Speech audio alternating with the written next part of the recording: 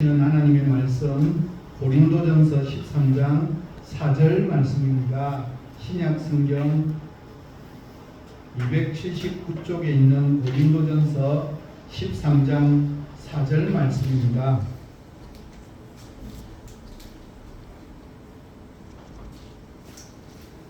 오늘 본문 말씀 고린도전서 13장 4절 말씀을 저와 여러분이 함께 말씀을 합독하도록 하시겠습니다. 사랑은 오래 참고 사랑은 온유하며 시기하지 아니하며 사랑은 자랑하지 아니하며 교만하지 아니하며. 아멘. 제가 옛날을 생각해 보면 청소년 시기는 그런 것 같아요. 특별히 남자들에게 좀 심한 것 같습니다. 깨재재하게 잘 씻지도 않고 냄새가 날 때도 있을 만큼 청소년 시기에는 모든 게 불만이 많은 것처럼 살아갑니다. 그런데 씻으라고 해도 씻지 않던 아이가 스스로 씻기 시작하는 시기가 나타납니다. 언제일까요? 이성에 대한 관심을 가지고 눈을 뜨기 시작하면서부터는 씻지 말라고 했는데 이제는 자기가 먼저 씻는 것을 시작하는 시기가 됩니다.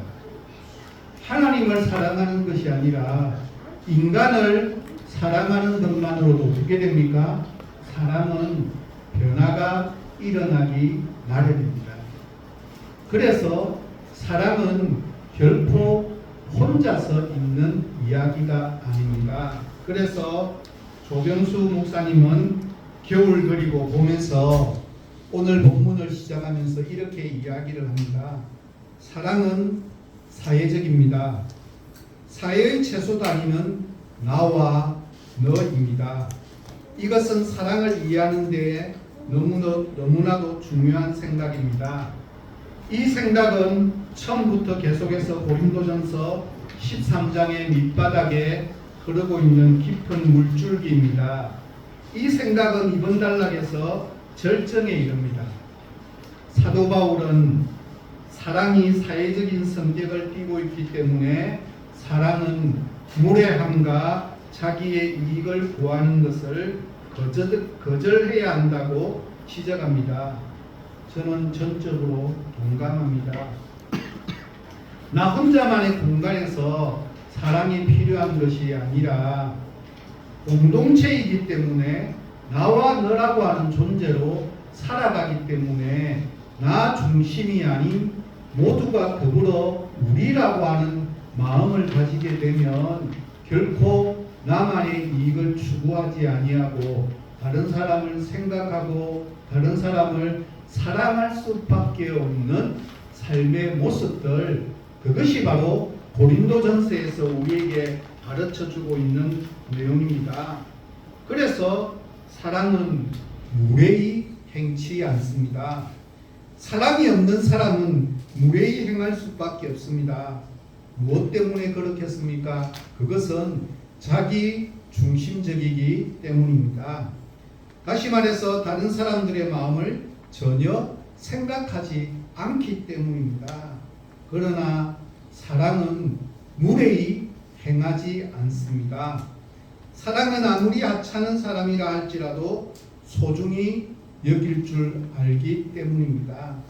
옛날에 돌쇠라고 하는 이름을 가진 백정이 있었습니다. 하루는 돌쇠에게 양반 두 사람이 같이 찾아와서 고기를 사러 왔습니다. 먼저 한 양반이 말을 합니다. 야, 이놈 돌쇠야, 고기 한 근만 다오. 같이 왔던 또 다른 양반이 이어서 이렇게 말합니다. 이보게 돌쇠네, 나도 고기 한 근 썰어주게. 그런데 고기를 썰어주는 걸 보고 한 명이 화가 났습니다. 왜냐하면 눈에 보기에도 고기 양의 차이가 너무 심하게 느껴졌기 때문입니다. 그래서 물어봅니다. 야 이놈 돌쇠야, 같은 한 근인데 어떻게 이렇게 양이 다르냐고. 그때 돌쇠가 씩 웃으며 이렇게 이야기합니다. 손님 거는 돌쇠놈이 자른 거고 이 어른 거는 돌쇠네가 자른 거라서 양이 다릅니다. 적어도 우리는 다른 사람을 대할 때 돌쇠놈으로 대하느냐 돌쇠네라고 대하느냐에 따라서 사람들이 우리를 대하는 가치도 달라진다는 이야기입니다. 하나님께서는 우리를 판단하실 때 소중하고 귀한 존재로 우리를 판단하시고 우리를 불러주셨습니다. 그래서 예수님께서 사랑은 무례히 행하지 않는다는 사실을 몸소 행하신 분이 예수님이셨습니다. 우리가 잘 아는 말씀 가운데 요한계시록 3장 2절 말씀이 있습니다. 우리 같이 한번 읽어보도록 하겠습니다. 볼지어다 내가 문 밖에 서서 두드리오니 누구든지 그의 음성을 듣고 문을 열면 내가 그에게로 들어가 그와 더불어 먹고 그는 나와 더불어 먹으리라. 예수님은 함부로 벌컥벌컥 문을 연다라고 그렇게 표현하고 있지 않습니다. 노크도 안 하고 확 들어오면 얼마나 기분이 나쁘고 당황스럽겠습니까? 예수님은 언제나 내가 너한테 들어가고 싶다고 너의 마음을 조금만 열어주지 않겠느냐고 우리에게 먼저 동의를 구하고 뜻을 구하고 그렇게 마음이 동해지고 난 이후에야 찾아 들어오신다라고 그렇게 표현합니다. 어떤 사람이 나에게 정중하게 대해주면 우리는 그 사람이 조금씩 달라 보이기 시작합니다. 그래서 사랑은 무례히 행하지 않습니다. 이재철 목사님의 회복의 신앙에서 나온 내용입니다. 우리가 설교에서 들었던 요한복음 13장에서 예수님께서 제자들과 최후의 만찬을 마치시고 세족식을 거행하는 장면이 나옵니다. 요한복음 13장 4절입니다. 같이 읽어보도록 하겠습니다. 저녁 잡수시던 자리에서 일어나 겉옷을 벗고 수건을 가져다가 허리에 두르시고 예수님께서 제자들의 발을 씻기시기 시작하실 때 겉옷을 벗으셨습니다. 그리고 수건을 허리에 차고 대야에 물을 가져와서 12 제자들의 발을 일일이 다 씻겨 주셨습니다. 다락방에서 무릎을 꿇고 12명의 발을 씻겼으니 얼마나 더웠겠습니까? 더구나 예루살렘이니 더운 것은 분명합니다. 그런데 12절 상반절을 보면 이렇게 소개합니다. 그들의 발을 씻으신 후에 옷을 입으시고 분명히 12명을 씻겼기에 얼마나 더웠을까?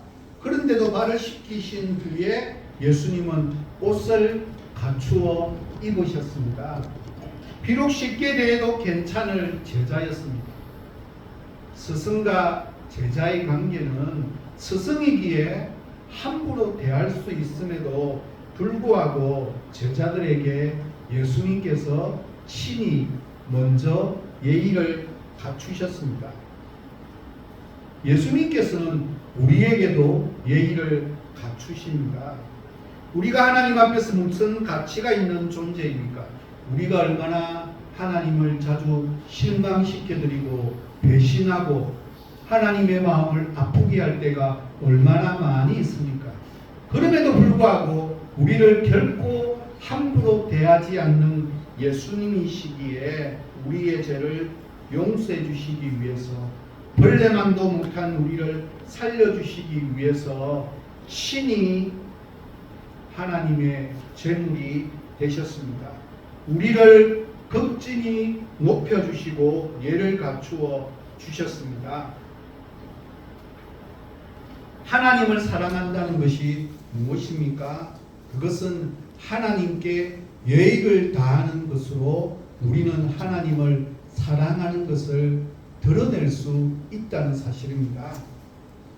예배가 무엇입니까? AI에게 제가 한자어로 기독교 예배는 어떤 한자어를 사용하는지 한번 물어보았습니다. 이때 AI는 이렇게 답합니다. 예를 갖추어 절하고 경배하는 것이다. 예의를 갖추는 것이 뭐라고요? 예배의 시작이 된다라고 그렇게 이야기합니다. 그 예의를 갖추는 시작이 뭐라고 이야기합니까? 예를 다해서 의간을 정제하는 것으로부터 시작된다는 말입니다. 이 말은 오해하지 마십시오.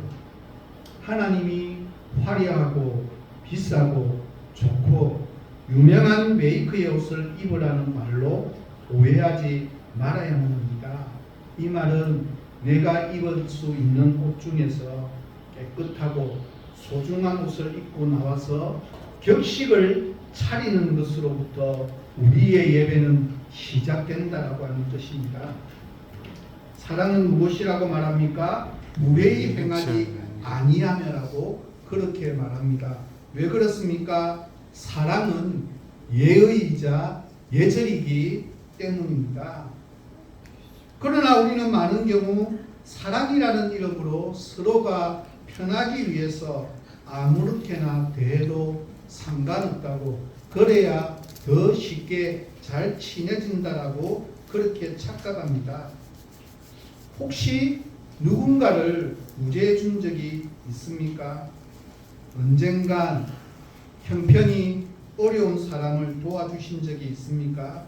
그들에게마저도 예의를 다해야 합니다. 왜냐하면 하나님과 우리의 관계는 그거보다 더 심한 관계이기 때문입니다.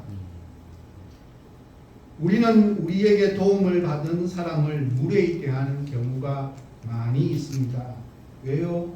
무엇 때문이겠습니까? 오늘 본문은 거기에 대해서 사랑이 부족하기 때문이라고 그렇게 말하고 있습니다. 또한 그리스도인들은 직장에서도 아래 사람들에게 예의를 갖추어야 합니다. 함부로 대하지 말고 예를 다해서 사람들을 섬기는 것이 하나님이 우리에게 요구하시는 사랑의 모습입니다. 요한복음 21장을 보면 예수님을 배신하고 떠나간 베드로를 주님은 이른 새벽에 갈릴리 호수로 찾아가셨습니다. 예수님께서 오신 줄도 모르고 있던 베드로가 예수님이 오셨다는 말을 듣고 어떻게 하였는가에 대해서 요한복음 21장 7절 하반절은 이렇게 우리에게 소개합니다. 같이 읽도록 하겠습니다. 시몬 베드로가 걷고 있다가 주라 하는 말을 듣고 겉옷을 두른 후에 바다로 뛰어내리더라. 베드로는 성격이 급하기로 둘째가라고 하면 서러워할 정도로 급하고 다혈질 성격을 가지고 있습니다. 한마디로 앞뒤를 가리지 않는 사람입니다. 생각을 깊게 하지 않습니다. 그런데 옷을 바로 갖추어 입고 예수님을 맞이하고 있다고 소개합니다. 무엇 때문일까? 베드로는 불과 며칠 전에 주님으로부터 직접 배운 대로 행하고 있는 모습을 우리에게 소개합니다. 사랑이 예의를 갖추는 것임을 배웠기 때문에 그 급한 순간에도 예수님께서 옷을 입으시듯 자기도 옷을 입었습니다. 왜냐고요? 사랑은 예의이기 때문입니다. 그리스도인들이 삶이 믿지 않는 사람들을 감동시켜야만 한다면 그것은 지극히 작은 것에서부터 시작되어야 합니다. 사랑의 물꼬는 작은 예의를 베풀고 작은 예의를 내가 지키는 것으로부터 터진다라고 하는 사실을 우리는 꼭 기억해야 합니다. 김영민 목사의 고린도전서 13장 강해에서 무례를 이렇게 설명합니다. 무례의 헬라어 아스케모네이는 원래 멸시가 없음이라는 의미를 가지고 있습니다. 따라서 무례라는 단어는 교양이 없다, 오만불손하다, 예의를 갖추지 않는다라는 뜻입니다. 무례는 공적인 상황에서 질서를 깨뜨리고 예의가 없이 행동함으로 인하여 태도의 아름다움이 깨어진 상태를 가리킵니다.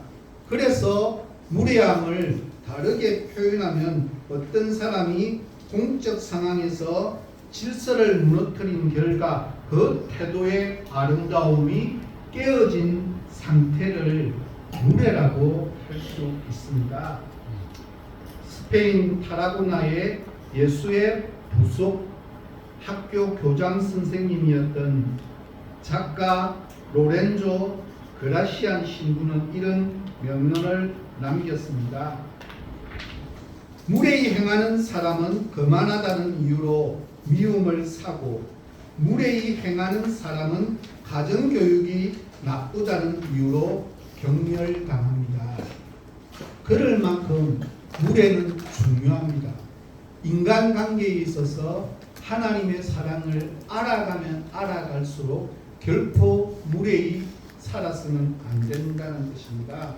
이동훈 목사는 이렇게 사랑하라 해서 영어에서는 예절이라고 하는 말이 코티어스라고 하는 단어인데, 이는 본래의 뜻은 코트, 다시 표현하면 궁중에서의 왕자의 예절을 가리키는 말이 바로 예절의 단어의 뜻입니다.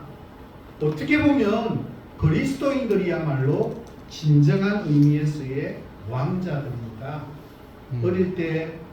제가 어릴 때 불렀던 여름 성경학교 노래 중에 불렀던 가사들이 생각나는 것 중에 한 가지가 뭔가 왕이 왕자다, 주님 나라에 나는 왕자다.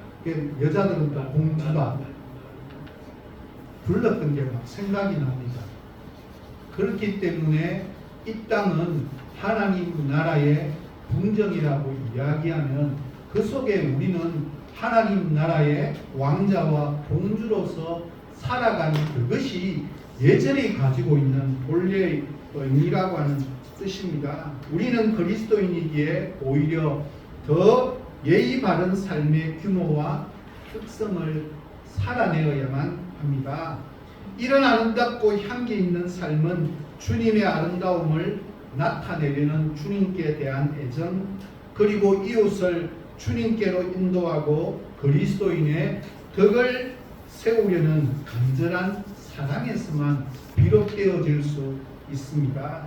그래서 사랑은 결코 무례히 행해서는 되지 않습니다. 누가복음 7장에 보면 이런 내용이 나옵니다. 하루는 시몬이라고 하는 바리새인이 예수님을 자기 집에 초청했습니다. 예수님은 자리에 앉으셨습니다. 그때 그 동네에 살던 어떤 여인이 예수님께 나아왔습니다. 그 여인은 죄인이었습니다. 아마 학자들은 창기였을 것으로 추측합니다. 그 여인은 자기 눈물로 예수님의 발을 적셨습니다. 자기의 머리털로 예수님의 발을 씻겨 주었습니다. 예수님의 발에 입을 맞추었습니다. 그리고 예수님의 발에 향유를 부었습니다. 얼마나 아름다운 광경이겠습니까? 그럼에도 불구하고 주인인 시몬이라는 바리새인은 못마땅하게 생각했습니다. 왜냐하면 죄 많은 여인이 우리 집에 들어왔다는 그 자체조차를 탐탁하게 여기지 않았기 때문입니다. 그래서 그는 이렇게 생각해 봅니다. 누가복음 7장 39절에 보면 하반절에 이렇게 이야기합니다. 이 사람이 만일 선지자라면 자기를 만지는 이 여자가 누구며 어떠한 자 곧 죄인인 줄을 알았으리라 하거늘. 그러니까 이 여인으로 말미암아서 예수님마저도 하찮게 생각한 거예요. 아니 선지자라고 해서 우리 집에 초대했는데 이 여인이 죄가 많은 사람인데 죄가 많은 여인이 자기의 만지는 눈물을 가지고 발을 씻겨주고 만지면 죄인이 되는데 어떻게 이렇게도 가만히 있다는 말일까? 그런 마음이 들었기 때문에 굉장히 언짢이 생각하고 있었습니다. 이런 바리새인의 생각을 아시고 예수님께서는 이렇게 물으셨습니다. 41절부터 42절 말씀입니다. 같이 한번 읽도록 하겠습니다.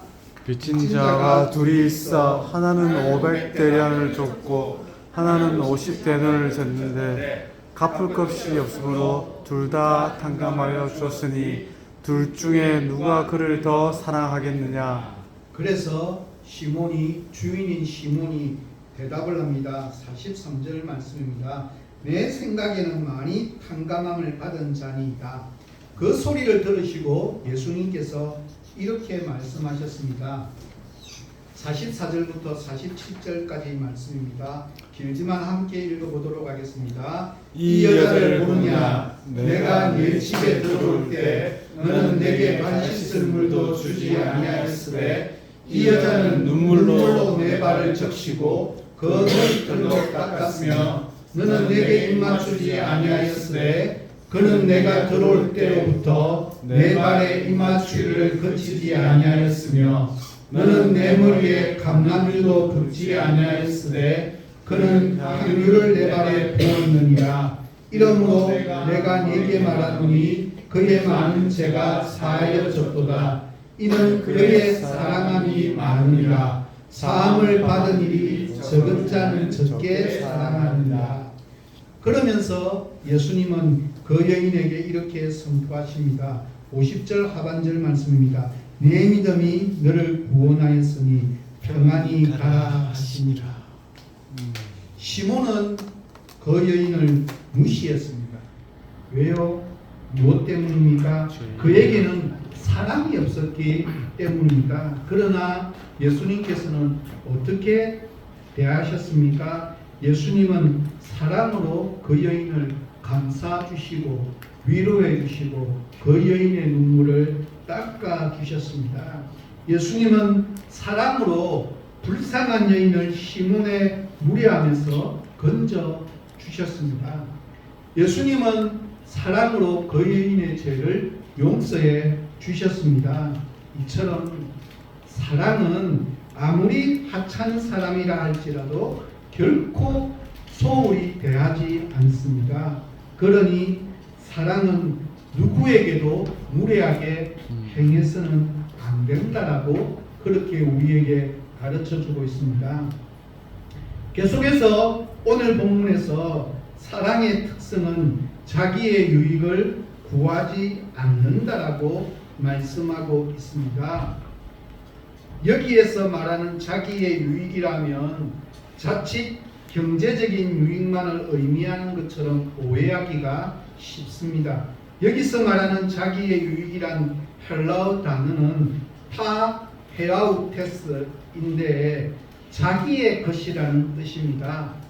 따라서 나에게 속한 모든 것, 즉 나의 기분, 나의 감정, 나의 목, 무엇이든지 자기의 유익을 구하지 않는 것이 바로 사랑이라고 그렇게 말씀합니다.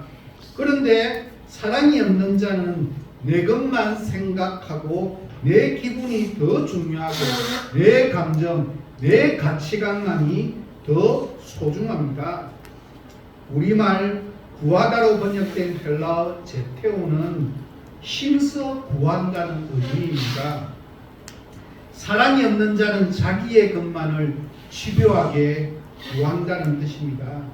이 세상 사람은 그 누구도 전혀 안중에 없습니다. 오로지 자기만 기분이 좋고 자기만 배부르면 된다라고 지극히 이기적이고 독선적인 사람이 되고 마는데 사랑은 결코 그런 것이 아니라고 말씀합니다. 사랑은 결코 이기적인 것이 되어서는 안 됩니다. 솔순 목사의 그리스도인의 사랑 찾기에 나온 한 예화를 소개합니다. 몇 번 소개했던 미우라 아야코에 대한 이야기입니다. 미우라 아야코는 1922년도 일본 홋카이도 아사히가와 사립여고를 졸업하고 7년 동안 초등학교 교사로 근무했습니다. 1946년 교사직에서 물러난 후 13년 동안 폐결핵과 척추 카리에스로 요양생활을 했습니다. 그렇게 긴 투병 생활을 하던 중 기독교에 기이했습니다. 1959년에는 미우라 미스요라는 분과 결혼을 했습니다. 미스요는 아야코보다 12살이나 어린 남자였지만 환자인 아야코를 지극한 정성으로 보살폈습니다.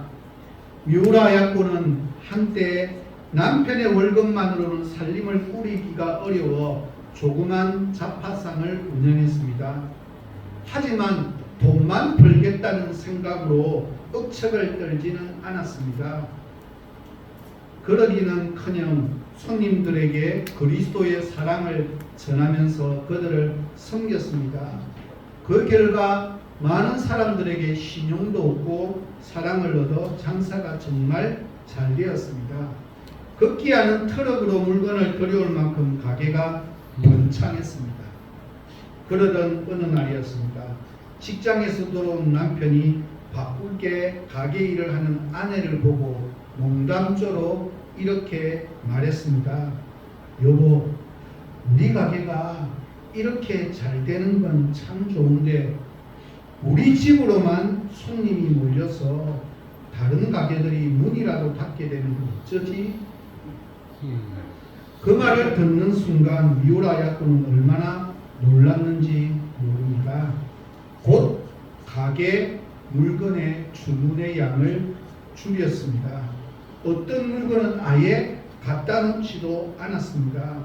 손님이 그 물건을 찾으면 이웃 가게를 가리키면서 손님을 나눠 주었습니다.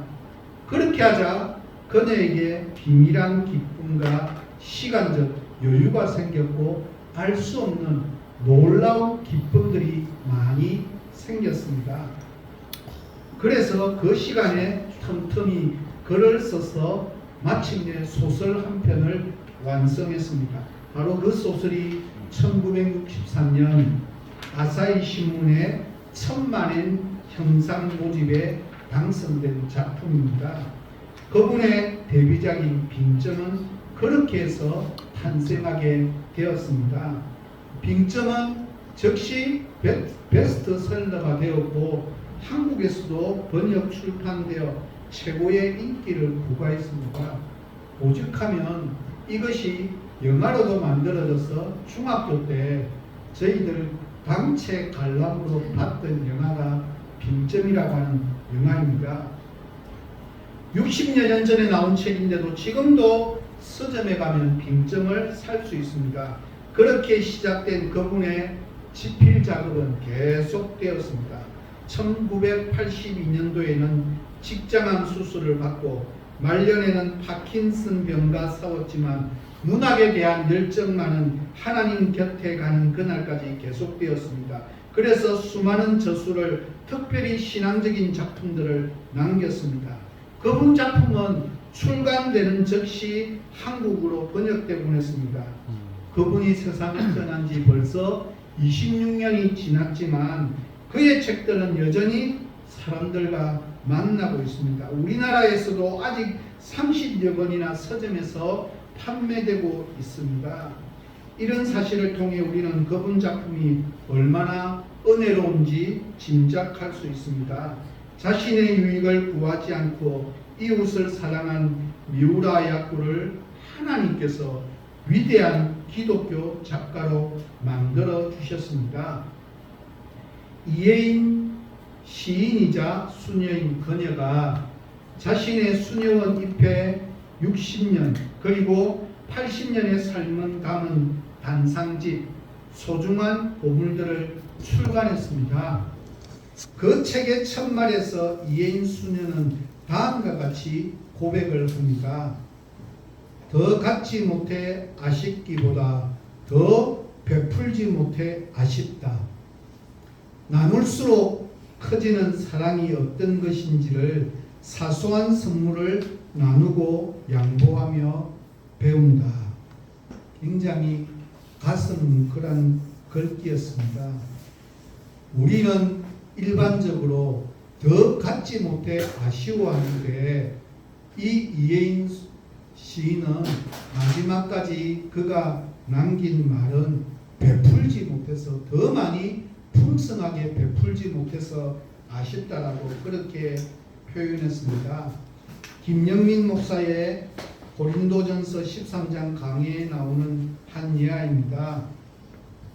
미국의 금융가이자 자선가로 현대 자선활동의 아버지로 평가받는 조지 피바디는 어릴 때 어려운 가정 환경으로 인해 학교조차 제대로 다닐 수가 없었습니다.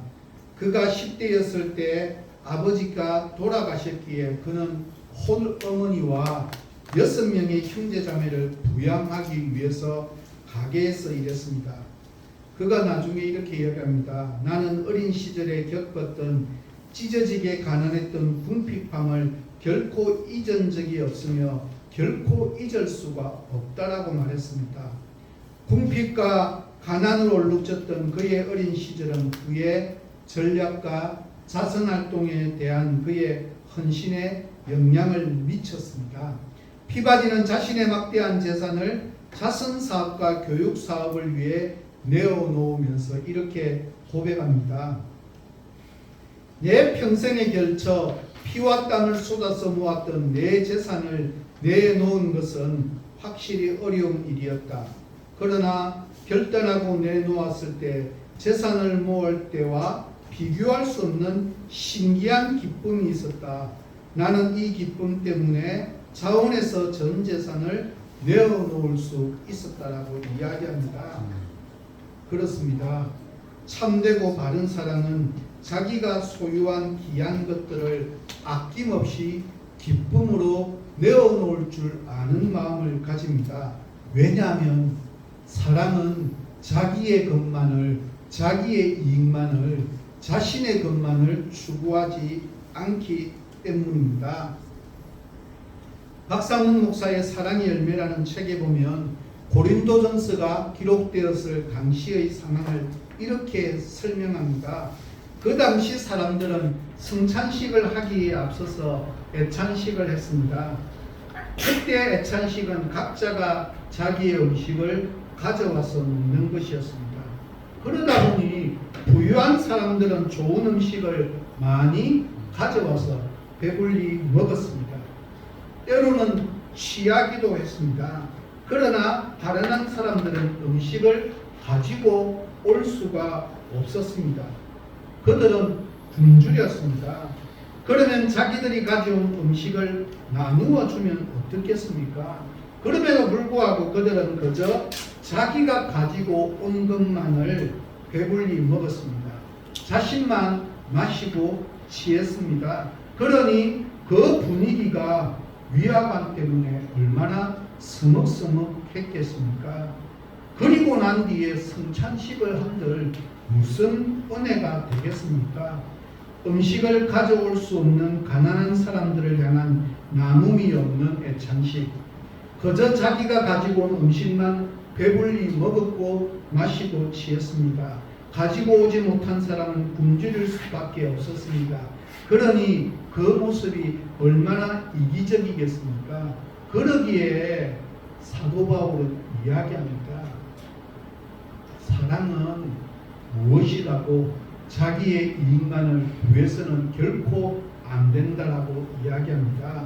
그러면 우리는 어떻게 우리 내부에 뿌리박고 있는 이 이기심을 극복하고 이웃의 유익을 구하는 새로운 삶을 어떻게 살아갈 수 있을까요? 무엇보다 주님의 섬김의 본을 배워야만 합니다.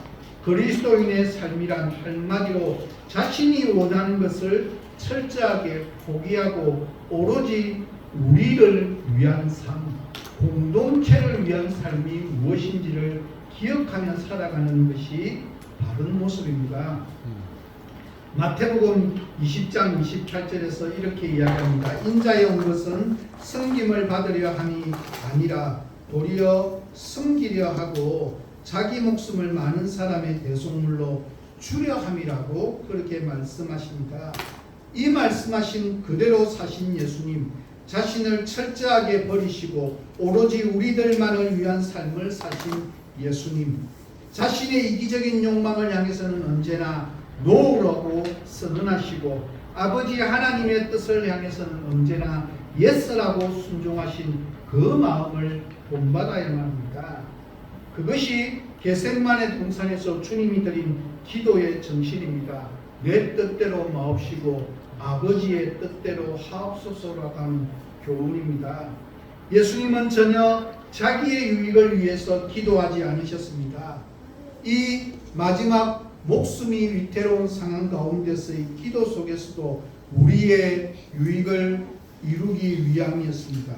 우리의 유익 때문에 십자가에 달리셨습니다. 그것이 사랑입니다. 그래서 사랑이란 자기의 유익을 구하기에 앞서서 다른 사람의 유익을 생각할 줄 아는 마음을 가져야만 합니다. 그렇게 될 때 우리가 있는 곳에 사랑의 아름다운 꽃을 피우게 됩니다. 사랑의 열매도 아름답게 맺혀지게 됩니다. 왜냐하면 사랑은 자기의 유익을 구하지 않기 때문입니다. 저는 말씀을 마무리합니다. 우리가 이 세상을 어떻게 살아가야 하겠습니까? 혹 이혜인 시인의 몽땅 연필이라고 하는 시를 잘 모르겠죠. 읽어보신 분 없겠죠.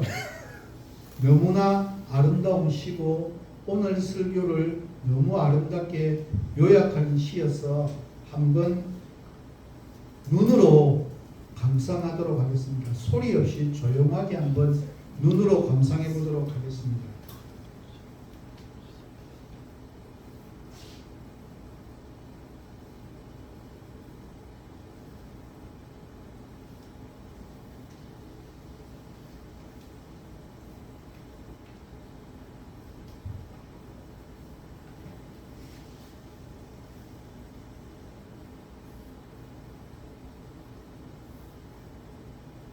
나 자신을 주는 것에 아까워하지 말아야 합니다. 나를 필요로 하는 사람을 알고 그 사람을 위하여 나 자신 주기를 아깝게 여기지 않는 사람, 거기에서 즐거움을 찾을 수 있는 사람, 이런 사람이 바른 그리스도인으로 하나님의 아가페가 무엇인지를 알고 그 아가페에 순종하는 사람의 모습입니다. 사랑은 신비로운 힘을 가지고 있고 가장 강한 힘을 가지고 있습니다. 이 힘은 가장 무서운 이기심을 극복하게 만드는 힘입니다.